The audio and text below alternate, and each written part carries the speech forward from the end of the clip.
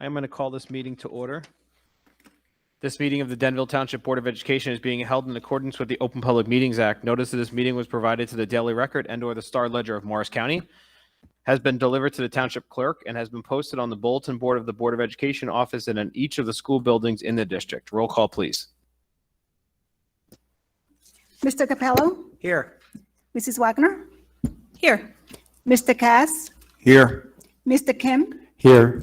Dr. Aruna Jatasan? Yes. Dr. Moore? Here. Mr. Anderson? Here. And we have no need for executive session, correct, prior to the meeting? All right, so we're going to move on to the Pledge of Allegiance. Please rise.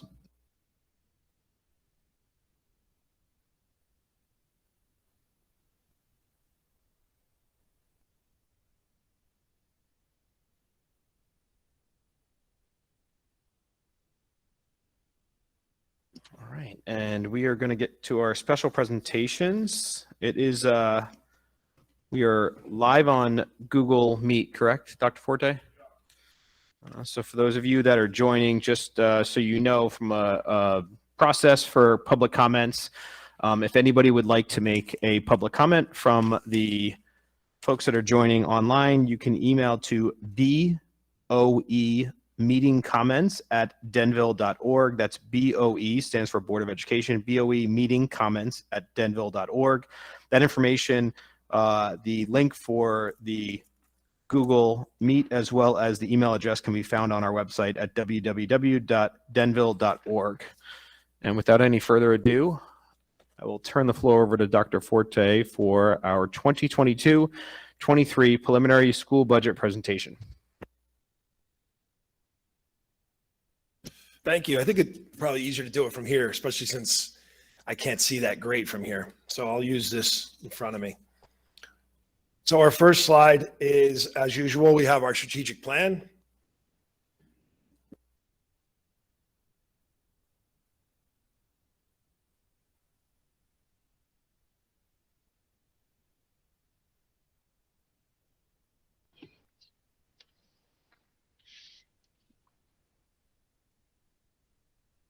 So our first slide is our strategic plan, which I note does it does end up this year. It's the strategic plan for 2022. So we are planning a new strategic plan, and there are funds in this budget for a new strategic plan for the from 2022-23 for another 5 years. The plan to do that is in November and December. So we will be putting out save the date and things like that for the public to engage them in the process. Okay, next one. Next is our district goals for this year. The first one was to successfully transition all students and staff back to 100% in-person instruction. And that has been done. And we also did provide a robust summer program that was much more involved than we have in the past. And it did deal with learning and emotional needs of our students. And that was a big program that Dr. Cullis and Grace Johnson worked a lot on, and I thought it was terrific. And our second goal for the year is to increase achievement for students who are not meeting grade level benchmarks. And that is an ongoing goal. We are chipping away and we're working on that, but it's probably something that will be continuing as a goal for some time. The next is our budget calendar. You can see the process starts in October. We start talking about what types of things the administration needs in the budget. We go over it with them. They are given an opportunity to ask for certain things. Then it goes through more of a central office review between Damaris, Sandy, and myself. We include Grace, we include Cindy when we talk about this. And then we see which things can and cannot go in the budget due to financial constraints, and then also whether or not everything is needed, if there's other ways to fund things, if there's a way to move things around. And that process continues all the way up until today. So right now we're at the point where we feel very strongly with the budget. And I'm going to get into a few important things today, not only just with the budget, but some of the things that have changed in the way the state funds schools. We'd like to include these slides because it's important just to show what are the things that are in this budget. We do have, there's other money in the budget for technology too. We're just pointing out a few things. We are on a cycle of repairs, replacement of parts because our projectors, our FM systems, they don't last forever. They need to be replaced. They're on about a one every 5 or 6 years. So every 5 or 6 years, those devices get replaced. We still have money in the budget for our security program with our Class 3 officers and our ESY security. We do still have, sometimes we need other security, like we have staff members that provide security, really because we don't allow our doors to be unlocked and unmanned until 6 p.m. So when there's an event in the school that takes place and people are coming and going between the hours of 3 and 6, sometimes we need somebody to sit there. So there's money in there for that. And we are no longer charging outside use, facility use for security. So that was taken away once the mask mandate went away. Our preliminary budget provides a lot of funding for facilities. These are all things that are coming out of the reserves. But I do note that we are getting a grant for some of it. So there will be some money coming back, like for the Valley View cafeteria, HVAC, things like that. We will be getting some of the money back from a grant. And like, if you notice the district-wide masonry work, that's another thing that we need to do on an ongoing basis, repointing brickwork. If you look around at the buildings that were built in the 50s and 60s, you can see sometimes the mortar looks like it's too loose. So it's just a lot of ongoing maintenance. Like also, if you look at some of our sidewalks and things like that, our curbing needs to be replaced here and there. We've done a lot of it. I see Don smiling because he's happy to hear that there's a money in the budget to just keep up on these things too. If you look closely though, you can see some areas that need to be repointed around the district. And those are important things to do because if you leave it does start to leak and then you have other problems. So we are spending some money on that. And those are the kinds of things that will continue throughout all of our tenures here. There is money in the budget for some new personnel. We have money in the budget for a new teacher in Riverview in 5th grade, and I can explain why. Our board policy calls for around 27 students in a class in 5th grade. It's a recommendation. It's not like a rule that we can't go over 27. Without this teacher, it would put a couple of the sections at Riverview at 28. And this is the reason this is happening is because a few years ago, we committed to doing this, moving some students from the middle area, that flex zone into Riverview.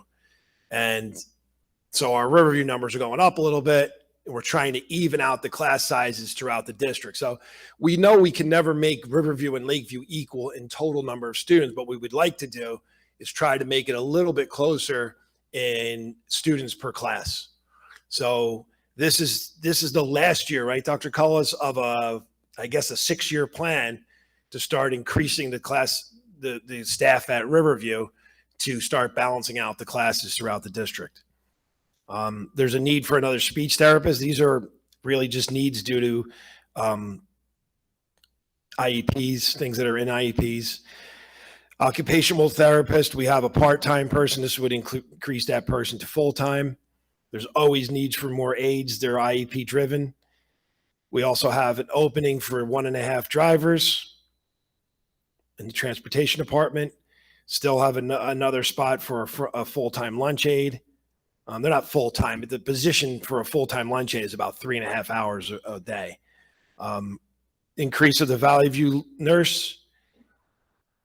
Increase a position at Riverview to full-time from 0.8, and that's a shared position, Riverview and Lakeview. That's that is most likely a phys ed teacher or it's a related arts teacher, and that helps to cover the extra section. So when you add a section, you also have to add 2 phys ed classes for that class, music, all the other things. So it's not as easy as just adding a teacher. You have to also think about all the other pieces that go with it. We have some special ed teachers that are getting increased. This budget does allow for 2 full-time nurses at Riverview and Lakeview. And we also have another aide in there getting full-time. We're continuing our summer program. There's funds in there for a more robust program. That's the increase, not just the total budget, but that's the increase. We have an increase for substitute salaries. We're continuing with the St. Clair's program, and that's really needed right now. Those people are book solid. We're continuing with our behaviorist, and the bottom line is the increase in benefits for the positions I just discussed. And then we have some other items like curriculum and other areas that we worked with Dr. Cullis on. And you could see at the bottom, we have the strategic plan, the communications consultant, one extra out of district placement, and an increase for the lunches.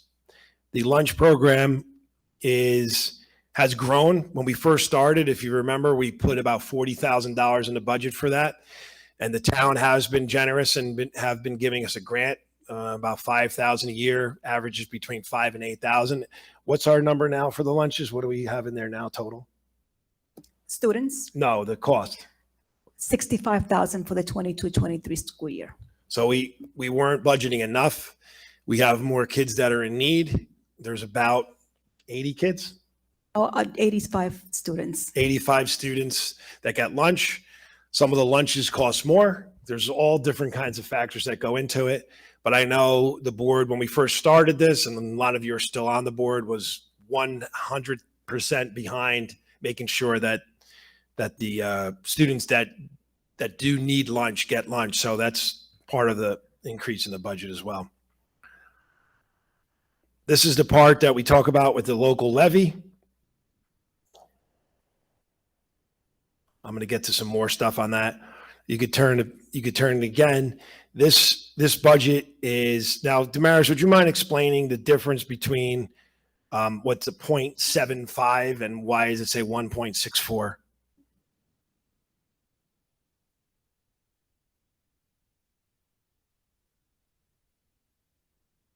Switch the slide, Rick.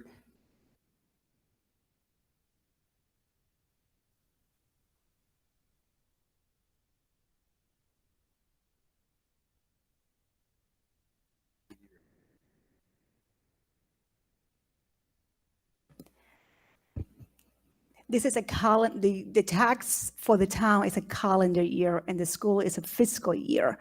So when we combine the fiscal and the calendar, the tax impact is going to change. There's going to be a small difference. And that has to do with tax levy. Half of the tax levy for the 21-22 gets collected onto the next calendar year, if you follow me. And then it goes, it's almost like a domino effect. The last half of the 22-23 will be collected on the following year. So it's mixing calendar and fiscal year due to the way the accounting is done. And it also has something to do with the assessed valuation of all the properties. Am I correct? Because it was 3.1 billion in 21-22. Now it's 3.07 billion. That has a lot to do with this. Yes, last year because the tax valuation was a lot higher. Our tax impact was reasonable to our tax levy increases. It would have been a lot less if the tax valuation would have stayed the same. At least it would have, the tax impact to the taxpayer would have been at least a lot less than what it is right now. At least 1.4. And then let's take a look at this next slide. Rick, please advance the slide. This is one that we all worked on. And I think I talked about it with our finance committee, and we were pleased to start seeing some changes here. Our district did work with other groups to try to get S2 passed in 2018, which was an amendment to the School Funding Reform Act of 2008, just to give it a little historical context. when the School Funding Reform Act of 2008 was put in place, the state only fully funded it 1 year. Since 2010, we've been shorted millions of dollars. And since 2018, they are starting to give us back some of the money. Actually, not back. Let me make sure I'm clear. They're starting to give us some of that money that they shorted us. So each year they're giving us more and more money to make us whole. Some of the money comes from increases to the total number of the total number of state aid from the state, but a lot of it comes from the reappropriation of state aid. What's happened is in 2008, there was a population shift in our state. Many towns had a lot less kids. Let's face it. Some of them went from in South and Central Jersey, there was districts that had 16, 17,000 kids and now have 12,000. But their aid was based on their old number. So some of the money now is being appropriated to districts that were being shorted. So I know it feels good to say all this and like see what's happening. But remember, like I always like to say, it's only the money they were supposed to give us anyway. They're just starting to give it back. It'd be like somebody owing you $1,000 and giving you $100 and just telling you to be happy about it. So basically, we're starting to get a little bit of it. We're getting closer, and I think this chart is important to see that in 1920. Now this is budget to budget. 92.89% of the budget came from our local tax levy, meaning our local township residents. In 22-23, it's 90.7%. So it went down 2%. You remember, there are many districts in the state that have the opposite, meaning 90% comes from the state and 10% come from the local taxpayers. So I know the first thing a lot of people like to say is the money from the state is our money too. I get it, but we need to get a piece of that money because we're already paying the 90% of some of the other districts. So some of that money has to come back to us. So another thing that came up was, do we think we'll ever get down to like 80%? I don't think so. I think it would probably level out somewhere between 85 and 90. I was thinking like 87. By the time we add in the other pieces, I don't see us going down below that unless the School Funding Reform Act of 2008 is totally revamped. And they are talking about it. They're putting together a commission. I've already asked all of our local politicians if I can get on it because they are picking a few school superintendents throughout the state. I asked our local politicians if I could get on it. They have my name. I don't know how good that's going to be. I also asked the State Superintendents Association because they have a spot too, if I could get on it, because I think we're going to need people that are benefiting from S2, not because right now the louder people are the ones that are getting hurt by S2. S2, remember what I said, it's reappropriating the money. So they're taking from some and giving to others. Some of the money that we're getting is coming from other districts that were being overfunded, and now we're getting the money. So that was, I think, chipping away. It's a good sign. I don't think we should all be jumping up and down, being happy that they're giving us some of the money they owe us, but at least it's starting to get close. Oh, by the way, they're not going to give us any of the money we didn't get. They're just going to go forward. So like if you think about your own finances, you wouldn't be too happy if somebody owed you all that money and they just started giving you a little bit. And then we like to end with this "Did you know" section. And just to go through this, the district received 2 grants for HVAC upgrades. That was the Maris working on this with our engineers. And we're going to get $500,000 worth of HVAC upgrades paid for with his grants. The S2 legislation was passed in 2018. Again, we did work on this. We worked with a couple groups, if you recall. The tough thing about this was the larger groups, right? The ones that we're involved in, like NJSBA and the Garden State Coalition, they represent schools on both sides. So they didn't really take a stance on it. So we did get together with that FFAC, and we had a presentation from the woman from Burlington or Cumberland County. She came up, we signed on, and I think some of that helped. I mean, it just seems like common sense, right? Like, it's strange that there's like an argument about it, but I get it. They're losing money, but it is common sense that if you're overfunded and we're underfunded, I think we should get the money. I don't know, maybe we wouldn't be saying that if we were on their side, but right now it just makes sense. We also created sensory gyms in both elementary schools. You saw a presentation from Riverview. The district hired a teacher last year to provide gifted and talented services that was required by the state. The district increased the classroom library collections. This is another thing for Dr. Cullis. This is a big goal of hers. I think he did a tremendous job making sure that our classroom libraries, these are the books that are in the classrooms. Each classroom has a library of books. And Dr. Cullis has been working hard to include some more diverse and inclusive titles. And we've increased our library collection by 20% in each room. It's the process, but that's the goal, and we're getting there. This budget also includes electrical service upgrade at Lakeview for future air conditioning in the large spaces. The budget continues the behavioral services programs with St. Clair's, and I can't say enough about that program. That is something that is really important. It's a hard thing to, it's amazing we have it, and it's something I just can't ever imagine not having. When we put it in, the people's schedule is totally booked with clients, and none of it's getting easier right now. And then this budget also increased the funds for our economically disadvantaged students for lunches. And just to highlight this, our district doesn't participate in the free lunch program because we teeter on the amount that you have to be in it. But the board back in, I would say 2016, 2017, somewhere around there, when I brought it to the board saying that currently the PTAs are funding these lunches, and we all felt like that wasn't appropriate. So we did allocate funding. Then I also asked, we did get some grants. If you recall, the township social services has given us grants, and we got a nice grant from Wells Fargo 2 years ago as well. That's the presentation that I have, and I'd be happy to answer any questions if there are any. Thank you, Dr. Forte. I will open it up to any board questions or comments for Dr. Forte.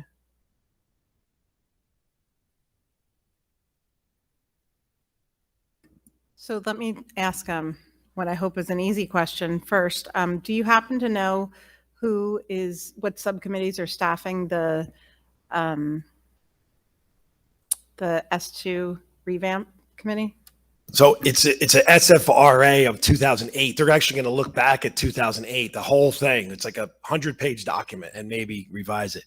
There were cross-section of people. So it's not only school administrators, it's other things. I don't recall off the top of my head.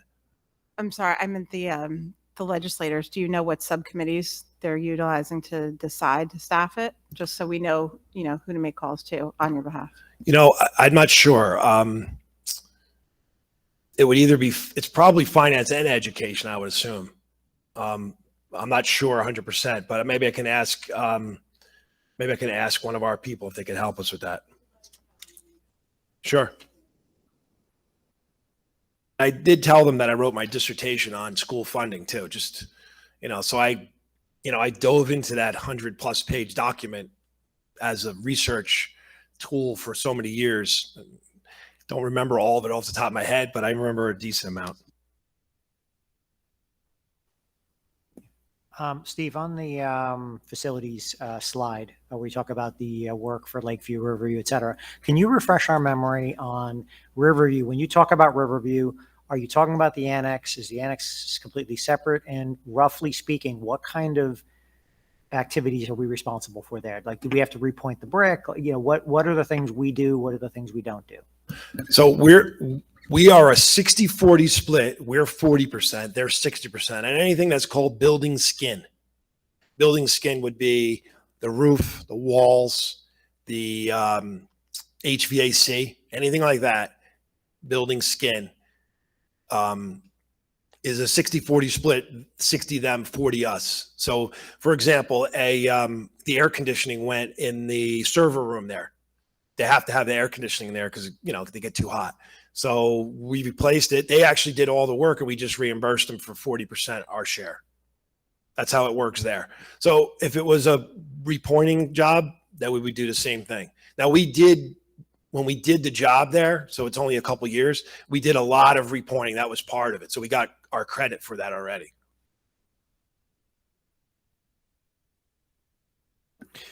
Steve, going to the personnel slide where you talk about the nurses at Lakeview and Riverview, during our committee meeting, we were told, or at least I had in my notes, around 65,000 for the nurses to be hired to full-time at Lakeview and Riverview. But on the slide, it says 31,700. So Yeah, because the last line includes the benefits. So 30,000 of that 165 is the benefits for those two jobs. So we have the benefit line separate. Damaris That's fine. uses a number, like the average number of how much each person's benefits cost. You know, like somebody's could be 30,000, but somebody's could be 10,000. It just averages out to about 15. I was thinking we had another 0.1% on the tax levy we can reduce, but I guess, okay. Good thinking.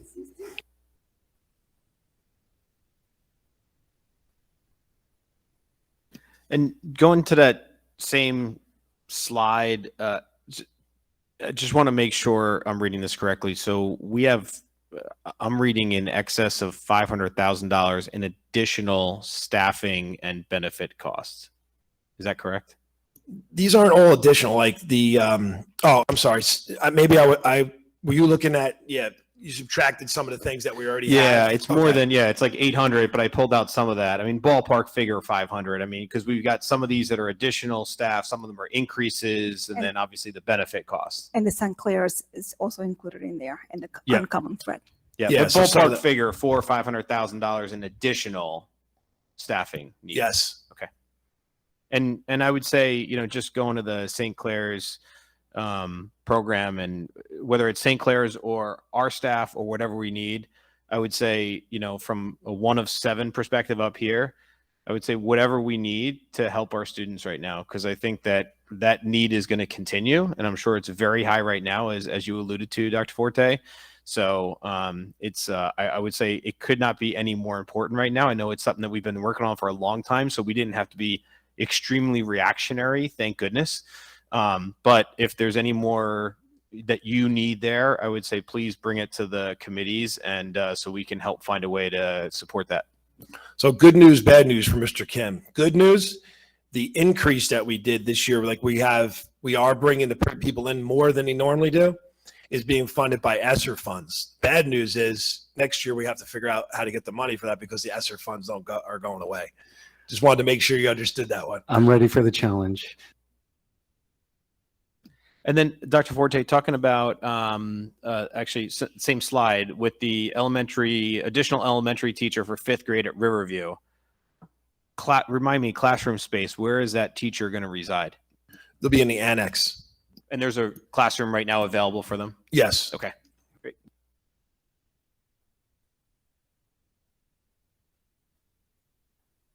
And also, I want to thank our committee. I think it's good. It was a good exercise. I felt like it was heated a little bit, not nasty heated, but you know, people had their feelings about stuff. And in the end, I felt like it was a good compromise.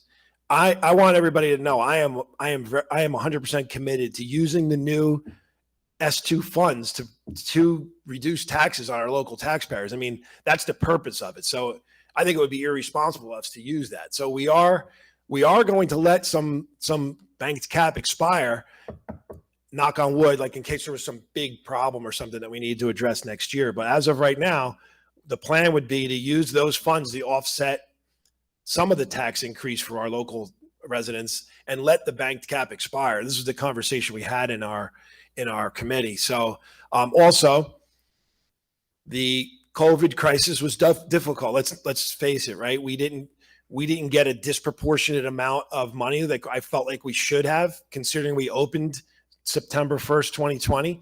The state did not give us any kind of disproportionate amount, like meaning the 40 somewhat districts that opened on September 1st, 2020 didn't get any different money than anybody else got, even the ones that didn't open, and some of them didn't open until May.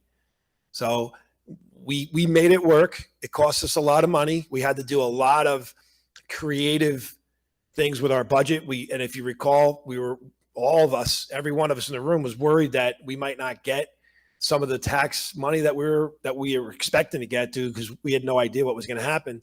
So it did put us a little out of whack for a little while. And don't forget, at the same time, we opened a building. I mean, that was a lot of stuff. I know it's tough to kind of remember what happened, but they both happened together. We opened a building and we hit COVID. So here we are trying to account for lost funds that we might not get and opening a building at the same time. And it's a little bit out of whack, but we're slowly bringing it back to where it should be. Yeah, and I think it's really worthwhile. I don't think we have anybody online and no one in the public here, but I'm sure obviously since we're recording the meeting, others may be watching it later. So I think it's worthwhile and important to mention both for everyone who's here as well as those that may watch later. There's a few things that are within our control, and then there's a bunch of things that aren't within our control. And we publicize the tax impact to be completely transparent with everyone. However, that number is only partially in our control. So our control is how much we increase our budget, which is 0.75, correct? The levy, Correct. 0.75. Yep. The 1.64% increase, that's where it comes out of our control. We don't control what the assessed value is in town. So as that assessed value, or if that assessed value goes down, as it did this year, then that impact of or our budget increase of 0.75 turns into 1.64. So I want to make sure everybody, whether we're here or whether we are somebody that's watching it later, within our control was the increase on our budget. Out of our control was the assessed value within the town, and the calendarization obviously affects it slightly. But the biggest change here, as Damaris mentioned, is really that assessed value within the town. So whether people fight their taxes and get a lower assessed value, whatever the case may be, there's settlements that are going on at certain times.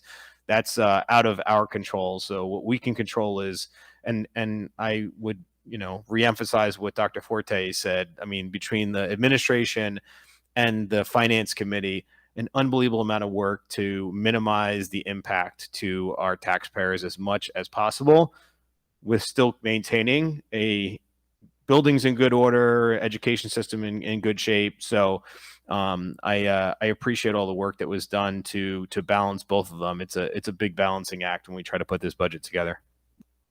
Yeah, and one other thing we'd like to make note that I didn't make note, it's on the handout, but it's not on my slides, is that we also don't control what the county does, what MHRD does, what the township does, and what the library does. All those things that does impact your taxes. So if we're talking about a $75 increase, that's only your share for the local school K-12 schools. And it is interesting because I actually just went through my email and I was looking back at some old emails from 2018, so not that long ago. And this was an email talking about our actual state aid received of 1.2 million, and we're at 2.4 million. And by the way, we were still being reduced. That was us only at 80% of what we should have received. We should have received $2 million back then. So we've still got some work to do. And you're right, Dr. Forte. Dino sent me an article from Sussex County, I believe it was. There's a lot of buzz about S2 and how it affects certain districts. And some of the stories have only part of the facts. This actually had a lot more than I was fairly pleasantly surprised. Although some of the comments from the districts that say they're quote unquote losing money are just unbelievable because they ignore the fact that they were overfunded for a significant amount of time. So it's certainly, I'll be interested to talk to you about CIFRA and, kind of hopefully you get kind of put on that working group because there's definitely some things I think that could be fixed, particularly with when you talk about local fair share. I think that's the biggest piece of it that has a lot of questions, but a lot of the other pieces of it are really, really sound. And it's one of the few funding formulas that has ever not been kind of overturned by the courts over these years. So it's been a long time. Do you guys follow the Education Law Center? Do you ever see them? I actually got on a phone call with them the other day because they ranked New Jersey as a D or a C- in allocation of funds. They always give us A's in having enough funds because we do spend way more money. This is a national thing, right? So Jersey spends tons of money, and typically we get an A in the allocation of funds. They gave us a C- in the allocation of funds, and I asked why, And it was pretty much what I expected was, if you look closely at it, the huge percentage of the money, like it's a crazy amount, goes to 31 districts. The rest get a small amount. Like if you see Newark's numbers, I included it for you guys. It's $1 billion out of a $1.2 billion budget. $1 billion comes from federal and state funds. So that's a lot of money coming right there. So when I got on the phone with them, it was an interesting conversation. But I really wanted to make my point that if you're considering the fact that our local taxpayers have decided to pay more money for their schools to provide a better school, I don't see that as accurate to include that as a negative. The lion's share of all the aid goes to the lower income districts, right? So if you look at just the money, what is it? It's a $10 billion, I think, this year, $10 billion in state aid. $10 billion, the lion's share of it's going to the low income districts. So I don't really see that as a strong argument. Another part of theirs was they said that this lags a couple years behind. So they're looking at like 3 years ago data, and there was some changes from Christie's administration. So I think if you look at any of the stuff I just gave you on this, I bet you it's going to go back to an A. If it doesn't, I have no idea how it couldn't. But it was a good conversation at least. And I think part of that comes from that local fair share is partly based on the aggregate income, right, of the local district. So that's where that partially comes from, is where that aid gets skewed to, because I think from the numbers I'm seeing here, the local fair shares, they range from 0.8% to 2.1%. So depending on where you are on that scale with your local fair share, that could significantly affect how much of the aid you get. So yeah, and then the federal aid too. Some of our more, lower economically disabled areas, that's what they call it, economically disabled, but economically challenged people, districts, do get a lot more federal aid as well. any other questions for Dr. Forte on the budget presentation? Good. Okay. Well, thank you, Dr. Forte.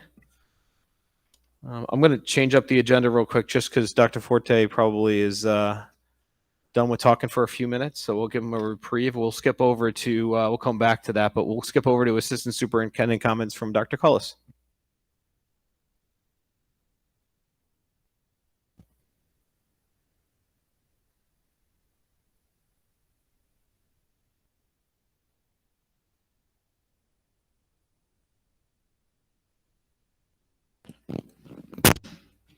Just a reminder, our kindergarten registration for school year 22-23 is open. We currently have 135 students registered. An exciting opportunity and grant awarded to Mrs. Kelly, who's our instrumental music teacher over at Lakeview. Received a grant from the U.S. Army for one virtual music lesson. So it was a goal of the U.S. Army to find 100 schools to partner with. And so Mrs. Kelly put in a grant and she received that grant. And so they will be arranging for U.S. Army band to work with our musicians. So it's a virtual and free opportunity because of the grant. Congratulations to her and to Lakeview. And just a reminder that conferences are this Wednesday, Thursday, Friday. They are half days, and Wednesday and Thursday, parents will be visiting our schools in person with conferences. This concludes the Assistant Superintendent's report. Thank you, Dr. Cullis. And I want to just quickly say thank you for allowing the conferences to be either in person or virtual. Virtual certainly helps with my work schedule, so I appreciate that. Absolutely. Go ahead. Sandy, do you have the numbers on the kindergarten enrollment so far? 135. Do you want me to break it down by school?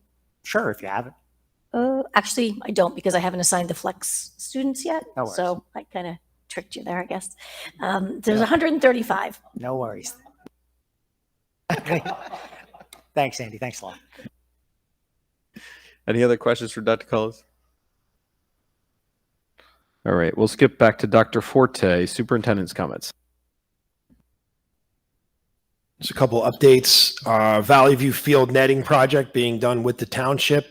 in cooperation with the township. Work started today. It will be done by the end of next week.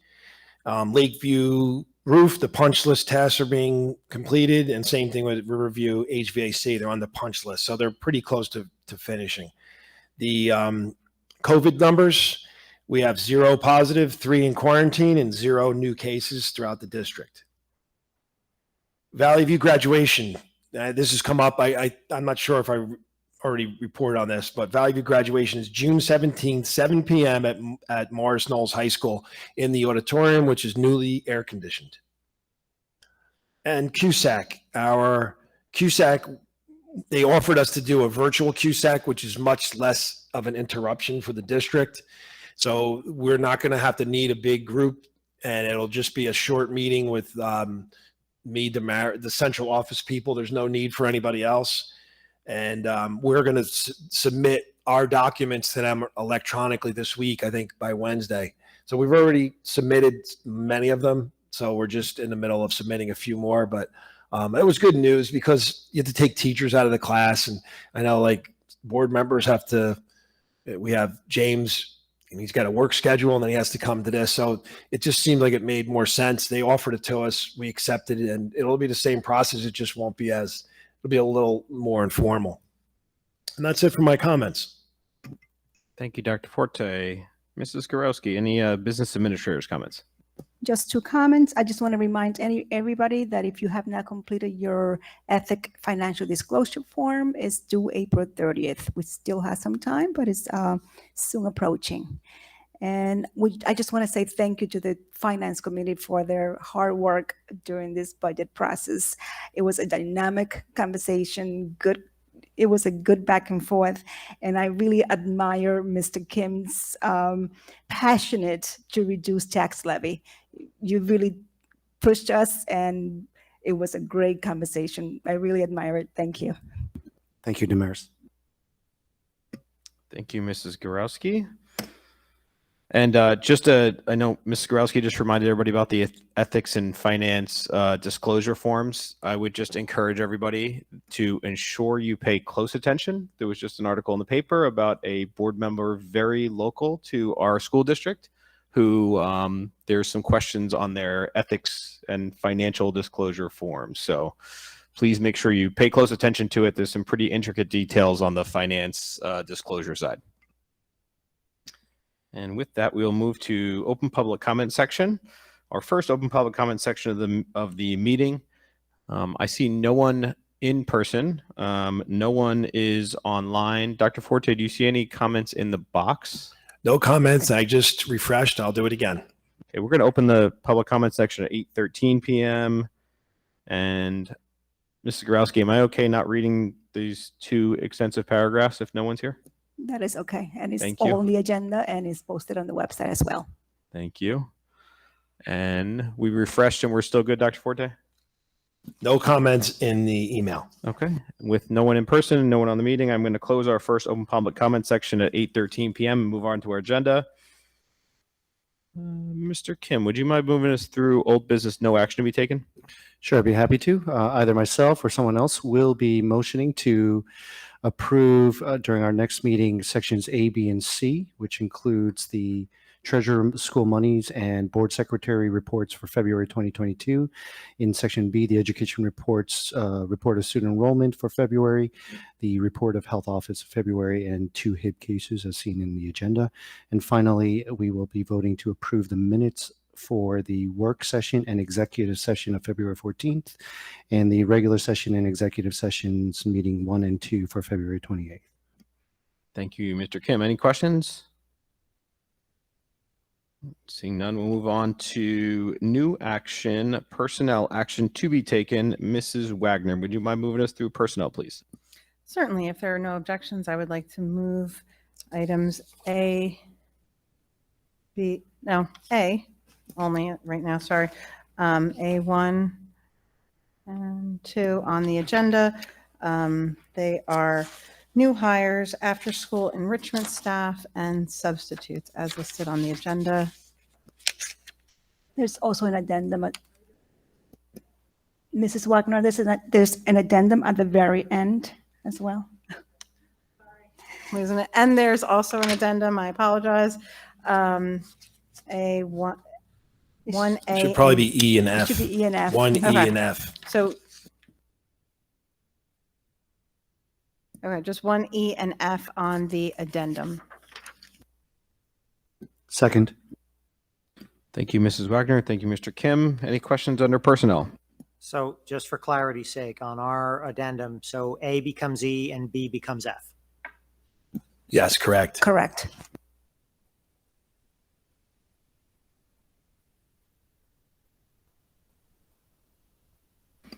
Any additional questions, comments? Seeing none, roll call, please. Mr. Capello, Yes. Mrs. Wagner, Yes. Mr. Cass, Yes. Mr. Kim, Yes. Dr. Aruna Detassen, Yes. Dr. Moore, Yes. Mr. Anderson. Yes. Mr. Capello, would you mind moving us to instruction and program? I'd be happy to. If there are no objections, I'd like to move under instruction and programming, number 1, that the board approves to observe for the 21, wait, should that be 21-22 school year? Should it be, is that correct? It is correct. It's This for the school- remainder of this okay. year. For 21-22 school year, Zachary Wilson, Logan Genovese, and Alyssa Cazzaro, all of the County College of Morris. I'll second. Thank you, Mr. Capello. Thank you, Mr. Cass. Any questions, comments? Seeing none, roll call, please. Mr. Capello, Yes. Mrs. Wagner, Yes. Mr. Cass, Yes. Mr. Kim, Yes. Dr. Aruna Detassen, Yes. Dr. Moore, Yes. Mr. Anderson. Yes. Mr. Kim, would you mind moving us to finance, please? Sure, I'd be happy to. I motion that we approve the tentative budget for the 2022-2023 school year using the 22-23 state figures and the Secretary of Board of Education to be authorized to submit the executive county superintendent for approval in accordance of the statutes as listed in the agenda. For the amount for the general fund for the amount of $31,302,208, the special revenue fund of $362,928 for a total of $37,665,190. Be it further resolved that there should be raised for taxes for general funds for the ensuing school year. Be it further resolved that the budget includes a capital reserve withdrawal in the amount of $1,580,650,000 to assist with various school-wide projects as listed in the agenda, as well as in the presentation. Whereas the Board of Education recognized school staff and board members will incur travel expenses related to and within the scope of their current responsibilities for travel. Whereas NJAC 6A:23A subchapter 7 requires board members to receive approval for these expenses by a majority of a full voting membership of the board and staff members to receive prior approval and staff members to receive prior approval of these expenses by the superintendent of schools and the majority of a full voting membership of the board. Whereas the Board of Education may establish for regular district business travel only an annual school year threshold of $150 per event, where prior board approval shall not be required unless this event threshold for staff members exceeded during July 1st through June 30th, and travel and related expenses not in compliance with NJAC 6A:23A subchapter 7, but deemed by the Board of Education be necessary and unavoidable as noted on the approved Board of Education out of district travel and reimbursement forms. Be it resolved that the board approve all travel not in compliance with NJAC 6A:23A subchapter 7 as being necessary and unavoidable as noted on the approved Board of Education out of district travel and reimbursement forms. And be it further resolved that the board include in the tentative budget travel and related expense reimbursements in accordance of NJAC 6A:23A subchapter 7 to a maximum expenditure of $30,300 I guess that's to all staff and board members for the 2022-2023 school year. The maximal travel expenditure amount for the 21-22 school year is $41,800, of which $30,924 has been spent and $10,876 is encumbered to date. The school business administrator board secretary shall track and record these costs to ensure that the maximum amount is not exceeded. Be it further resolved that the board approve a maximum annual expenditure for professional services in accordance with NJAC 6823A-5.21, auditor of $32,500, attorney of $85,000, and the architect of $5,000. Second. Thank you, Mr. Kim. Mr. Capello, any questions, comments?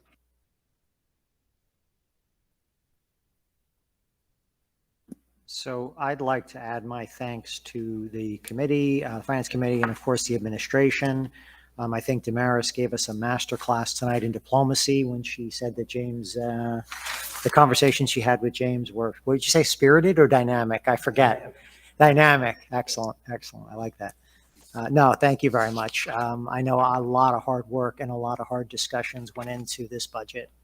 We were looking to obviously save the taxpayers' money, keep the levy as reasonable as possible, but still do obviously the important work that the schools do.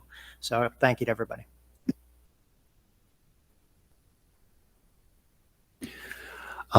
I too want to thank the administration, Dr. Forte, Ms. Gorowski.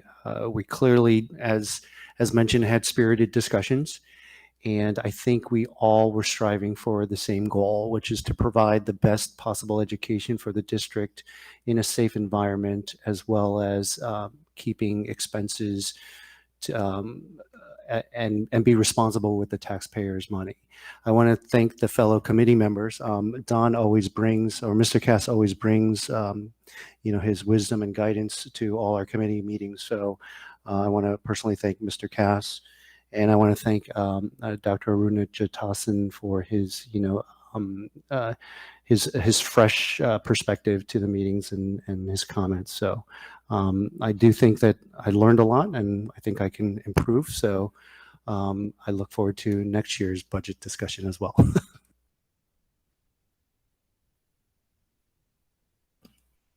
I would add my thank you to everyone for the work that was put into it, and appreciate the goal of minimizing tax impact and ensuring we've got the best possible outcome for our students, and opportunities, I should say, for our students. So one thing I would note that is noted within this resolution is the almost $1.6 million in projects that are being pulled out of capital reserve. That also has been a long road. Like, we have to save that money to be able to have it available for this type of use. So in the effort to minimize tax impact, we've been able to, over the years, due to Mrs. Gorowski's hard work on ensuring we're fiscally conservative and in a good place financially, have that money to be able to spend out of our capital reserve account. So appreciate that, and I just wanted to note that that amount.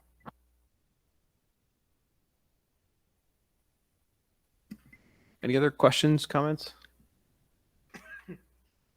I will make my one last comment, is that it's always amazing that even so, if you think about it, I think we used to present a slide that showed the amount percentage on a pie graph. Pie day today, by the way.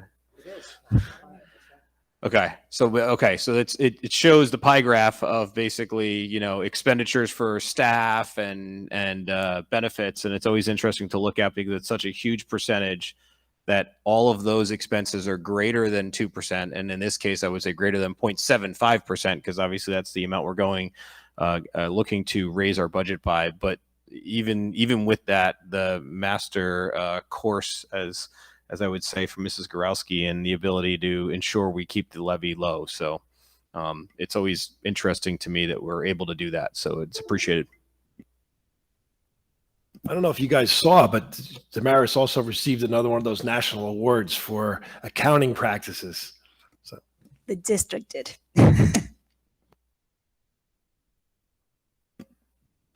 Any other questions, comments? All right, seeing none, roll call, please. Mr. Capello, Yes. Mrs. Wagner, Yes. Mr. Cass, Yes. Mr. Kim, Yes. Dr. Aruna Jatasan, Yes. Dr. Moore, Yes. Mr. Anderson. Yes. All right, we're going to move on to new business, no action to be taken. Mrs. Wagner, would you mind moving us through personnel? Not at all. So at the next meeting, I or my fellow board members will be asking to move items A, 1, A, B, C, and D, which include extended school year costs as well as vacation day cash out.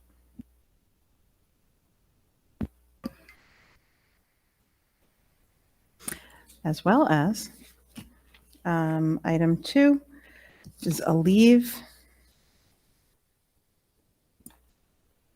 And then the last, all of item 2 are leaves. So leaves and extended school year cash out. Any questions? Mr. Capello, would you mind moving us through policy revision, no action to be taken? Oh, sorry. Sure. So at the next meeting, we will be reviewing policies, 3 policies for second reading. These are policies for, 2 policies and 1 regulation for second reading, and then 11 items for first reading. I actually had a few questions. The policy number 9130, public complaints and grievances. Section E3 was worded awkwardly. It looks like the intent was to remove committee, but the phrasing didn't really seem to work out. So I guess my question is there an intent to remove the committee language? And then there's a bunch of other sections afterwards that references the committee. So it's, I think the wording was like they wanted a designee instead of a committee. So policy 8465, the title was changed from hate crimes to bias crimes.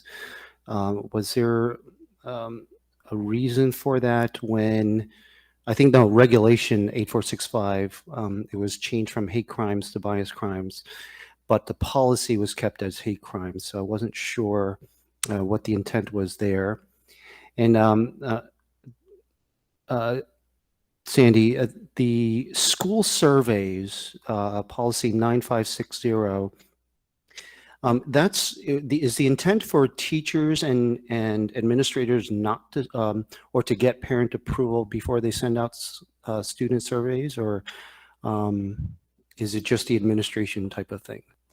I think that this policy is particularly looking at surveys that ask students or parents to divulge their political views or any outside views. It's not intended to be their opinion on what they're like how the students feel about the book that they're reading and, you know, voting on those types of things. It's really to disclose personal information, not necessarily like, for example, the scale that the first and kindergarten parents are doing is to provide information about their students to help the teachers better serve their own children, not to divulge any of their personal information. Okay, so that's essentially what these policies and regs are for, to make sure that the wording of the surveys don't cross a line, I guess, right? And finally, I get a really stupid question for policy 2622 assessment. There's language about 9th grade to graduation. Any high school related wording should we remove since we're only a K to 8? I know we've gone back and forth with that, you know, whether or not we take things out because it's, you know, certain things are, it's written in law as 9 to 12, but we have taken out some of the health items in previous policies if it was only applicable to the high school. So I suppose we could, if the board would like, we could also take that out of this one. Yeah, I don't know what our precedent is. If do we normally take out high school language in our policies or not? I don't know. Which one were you talking about? Policy 2622.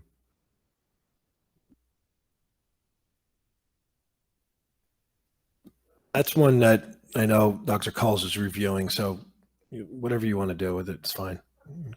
And going back to your first question about, I think you were talking about regulation 9130, right? Yeah, you're right. Regulation Okay. 9130, yeah. So the wording is, within 7 working days of the receipt of the complaint form, the superintendent or designee shall appoint a committee of professional staff members and community representatives to review a challenged material against the standards for selection of resource material established by board policy. Do you think the wording's not good for that?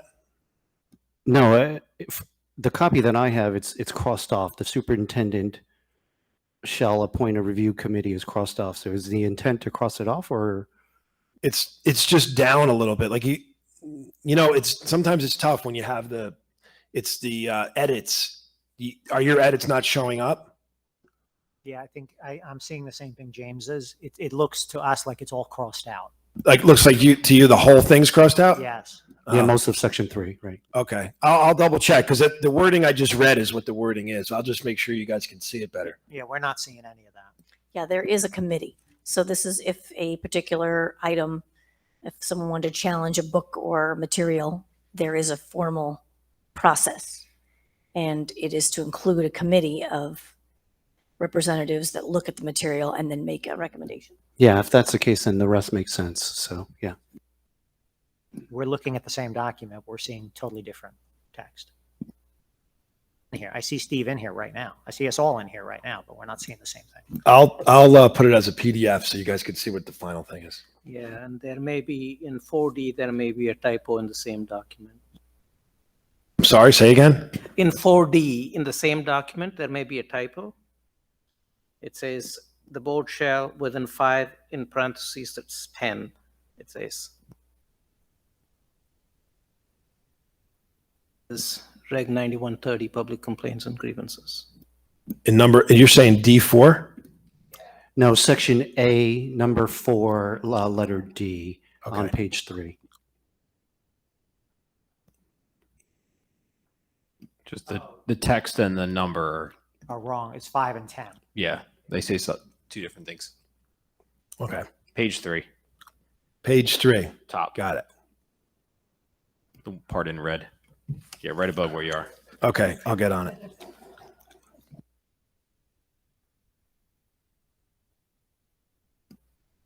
Any other questions or comments on the policy?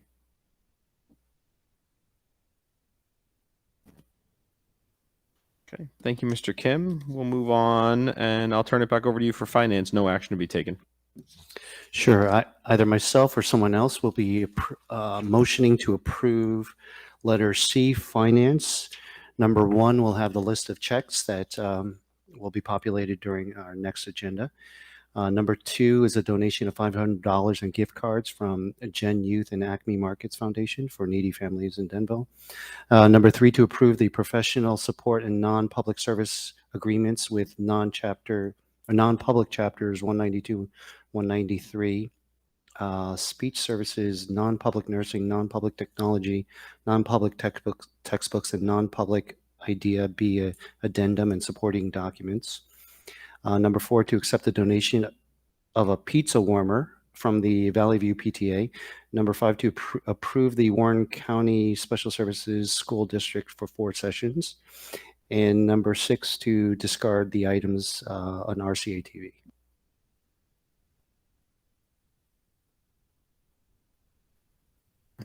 Manufacture date 1995. So I have to ask again, like, where does this stuff come from? Do we have like this never-ending warehouse, or do we have people that bring stuff in? And We're in the process of cleaning out a bunch of closets and like areas, the trailers, all that. It's a year-long process. Yeah, that's Ricky's doing it. I actually helped him do some of it, right, Rick? We threw some in the dumpster. Yeah. The ones that have an asset tag like that one have to be board approved. Ones that are just, that don't have the asset tag and they're 20 years old, they could be discarded. But because it's in the system, we have to do it this way. And we always like your good comments about the RCA 1995 TV with the thing in the back that my kids always say, Dad, what's that thing in the back? And like, that's the TV. Don't throw your back out picking it up.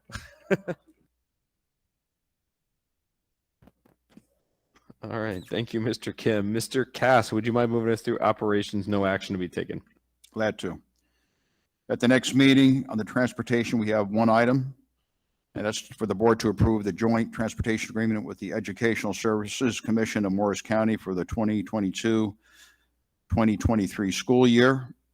In the building and grounds, we have two items. The first one is the board's going to be asked to approve the attached quotes with RFS Commercial ESC NJ state-approved contract to remove and install new concrete district-wide utilizing maintenance reserve funds. The next item is for the board to approve the revised submission and acceptance of the SSB-VEEVR application in the amount of $464,812.50 for the projects listed below. And these will be HVAC projects at the Valley View Middle School cafeteria, Valley View Middle School band room, Valley Middle School art, and EI Associates Professional Services. Thank you, Mr. Cass. Just a quick question. If I missed it, I apologize. Can we get a copy of the joint transportation agreement? Absolutely. Thank you. Is that just from a high level, same amount of buses as or routes that we have done, or more or less? This is just approving the agreement. It's not, this Got is it. not approving Okay. the actual costs for the routes. Yeah, and this is not the 101, Oh, this so is this not is just the 110. Okay. This is special services. Got it. Okay. Thank you. Any other questions, comments? No, good. Okay. Move on to good of the cause, committee reports, correspondence, discussion items.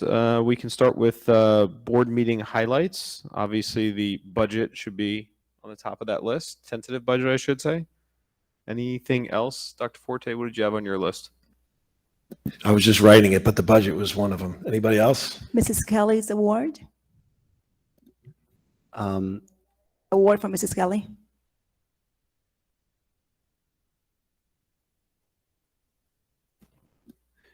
Ms. Gorowski's award for Certificate of Excellence in Financial Reporting.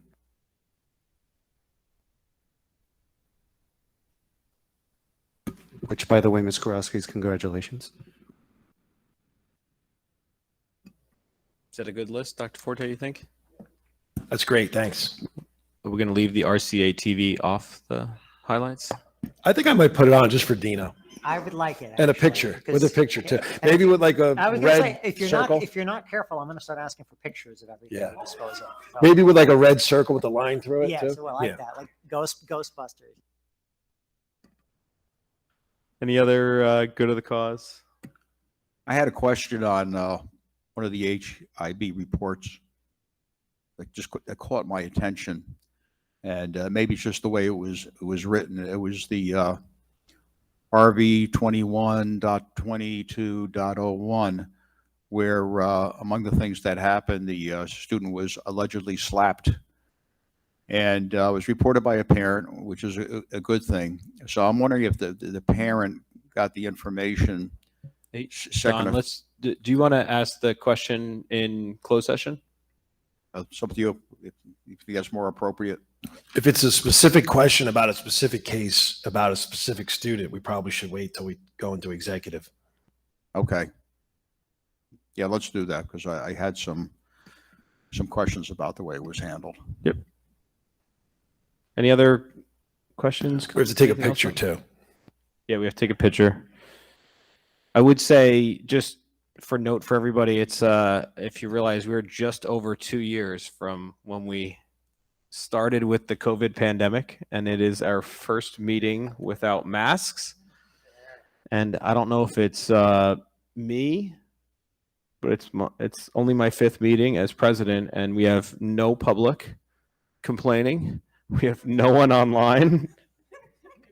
Also, nobody coming here to give you kudos either, Mike. So, look at it either way.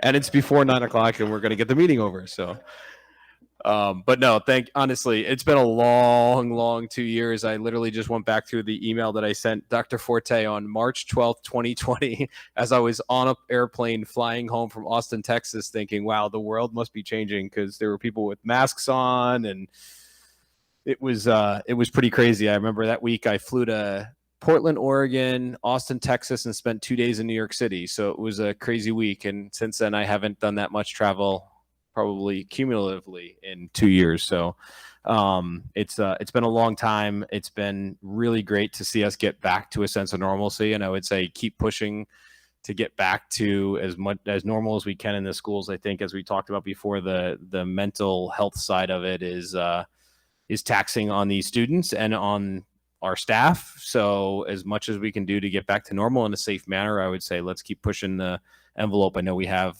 throughout the time doing what's best for our students. So appreciate it, and thank the administration for a long 2 years, and Laura for being president for probably the longest 2 years of any presidency on this board. So any other comments for good of the cause before we take our picture? And we should probably are we going to go into executive? We have to talk at least one thing. Okay. So let's go into executive. We could take the picture, not being on camera, so everybody can see it. Actually, first I need to open for our second open public comment section at 8:41 p.m.